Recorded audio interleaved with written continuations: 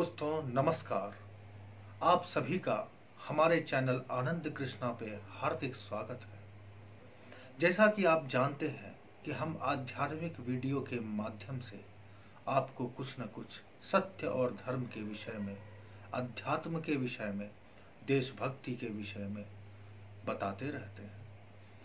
आज हम आपको सत्य की व्याख्या करते हुए और गायत्री मंत्र के प्रभाव को बताने वाले हैं। देखिए, सत्य धर्म से बहुत अलग चीज होती है। सत्य वह चेतन ब्रह्म है, उसकी पूजा नहीं की जाती, उसके कोई धर्म भी नहीं होते हैं।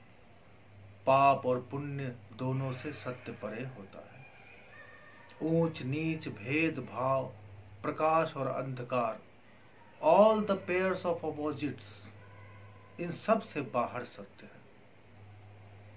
आप अगर सत्य को जानना चाहते हैं तो आप इस बुद्धि के माध्यम से नहीं जान सकते, क्योंकि सत्य असीम होता है और हमारा विवेक सीमित होने से अनित्य होते हैं।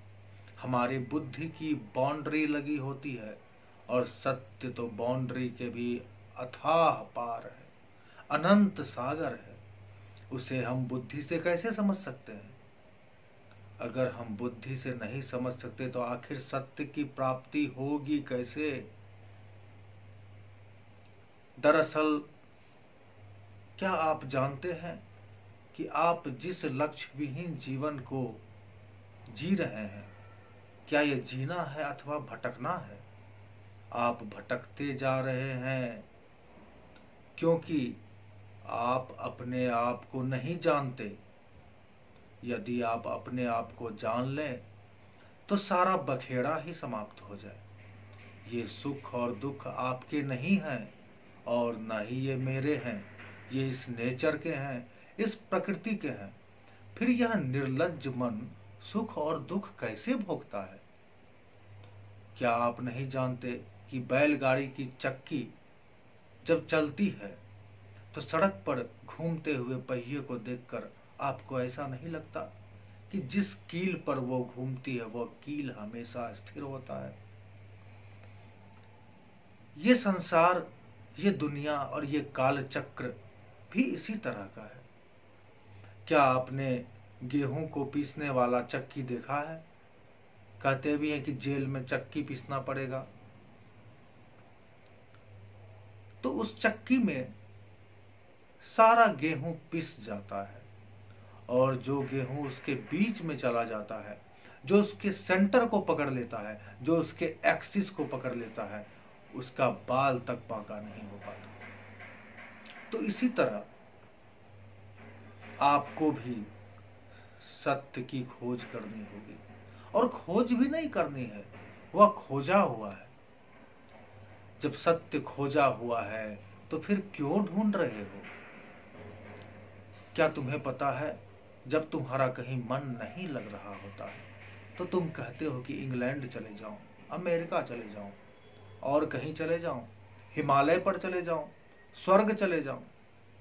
लेकिन तुम्हारा तो जो खोया है वो तो तुम्हारे पास ही है। तुम्हें अन्य जगह पर जाने से क्या मिलेगा? क्या प्राप्त हो सकता है तुम्हें? इसलिए सत्य अपने पास ही होता है। हमारे भगवान, हमारे परमात्मा, उसको खोजनी नहीं पड़ती, उसके ढूंढने की कोई आवश्यकता नहीं है। उसी के तुम अंश हो और तुम अपने हृदय के आकाश में उस परमात्मा का अनुभव करो, क्योंकि तुमसे बड़ा कोई भी सत्य नहीं है। तुम व्यवधान से युक्त भी हो और व्यवधान से रहित भी हो। मैं जानता हूं, मैं आत्मा हूं, मैं सर्वव्यापक हूं, मैं वही चेतन ब्रह्म हूं। तो फिर मैं किसी की आराधना कैसे कर सकता हूं? जब मैं वही चेतन ब्रह्म आकाश स्वरूप सर्वव्याप्त हूं तो मैं उसकी पूजा कैसे कर सकता हूं? जब मैं उस ब्रह्म को अपनी बुद्धि से नहीं जानता हूं तो उसका हवन कैसे कर सकता हूं? हे मित्र, मन तुम स्वभाव से चंचल क्यों होते हो? क्या तुम्हें यह कहते हुए लज्जा नहीं आती कि मैं संतप्त हूँ, मैं रोता हूँ? तुम रोते क्यों हो? हे सखे, तुम रुदन क्यों करते हो? तुम ब्रह्म ही हो। यही तुम्हारा सत्य स्वरूप है। जब तक तुम अपने सत्य स्वरूप को नहीं समझोगे तो फिर जो भी करते चले जाओगे तो मल्टीप्लाई बाय जीरो हो जाएगा, और जीरो को किसी भी चीज से गुणा करने पर उसका फल जीरो ही मिलता है। अगर उस वस्तु को किसी एक से भी मल्टीप्लाई कर दो तो कम से कम वो वस्तु तो रह जाएगी। और जब तक तुम अपने आप को नहीं जानते हो तब तक तुम सही कदम कैसे बढ़ा सकते हो? तुम्हारे सभी कदम विपरीत होंगे। तुम कहोगे कि हमारे बच्चे, हमारा परिवार सब कुछ फल फूल रहा है। क्या तुम्हें यह पता नहीं कि तुम मरने वाले नहीं हो? यह आत्मा ना पैदा होती है ना मरती है। ना तो इसका नीति से ही कोई संबंध है और ना अनीति से ही कोई संबंध है। इस आत्मा के शुभ भी नहीं होते और अशुभ भी नहीं होते। ये समस्त द्वंद्वों से रहित है और वो तुम ही हो। तो फिर तुम पिशाच की तरह उस भगवान की प्राप्ति के लिए इधर उधर क्यों दौड़ रहे हो, जब तुम्हारे पास स्वयं है और तुम्हारा खोजा हुआ है? तो तुम पिशाच की तरह क्यों भटक रहे हो मित्र? अब जाग जाओ। जीसस आए, बुद्ध आए, ये जागे हुए पुरुष थे। इन्होंने कोई नई वस्तु का या नए ज्ञान का निर्माण नहीं किया। जीसस आया और तुम्हें कहा कि तुम उठ जाओ, उठो, सुबह हो गई, उठो, कब तक सोए रहोगे? क्या तुम देखते नहीं, जब रात में तुम स्वप्न देखते हो तो स्वप्न में सारा संसार तुम ही ना बना लेते हो? तो स्वप्न की सृष्टि तुम्हारे द्वारा की गई है, यह सृष्टि भी तुम्हारे ही द्वारा की गई है, क्योंकि तुम वही चेतन ब्रह्म हो, अपने सत्य स्वरूप में स्थित हो, क्योंकि तुम जन्म लेने और मरने वाले नहीं हो। क्या तुम्हें पता है कि तुमने शरीर छूटने के बाद अपनी गति के लिए क्या प्लानिंग कर रखा है? तुमने फाइनेंशियल प्लानिंग करी, अपने बच्चों की प्लानिंग करी, अपने परिवार की प्लानिंग करी, समाज और देश के लिए भी प्लानिंग किया, किंतु क्या तुमने अपने शरीर छूटने के बाद की गति के लिए कोई प्लानिंग की? नहीं की। तो जीरो से मल्टीप्लाई हो रहा है।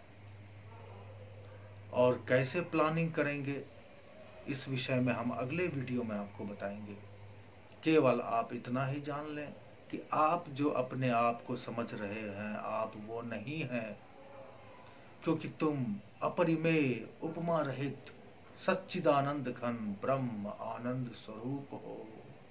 तुम सब जगह हो। तुम्हें संताप क्यों होता है?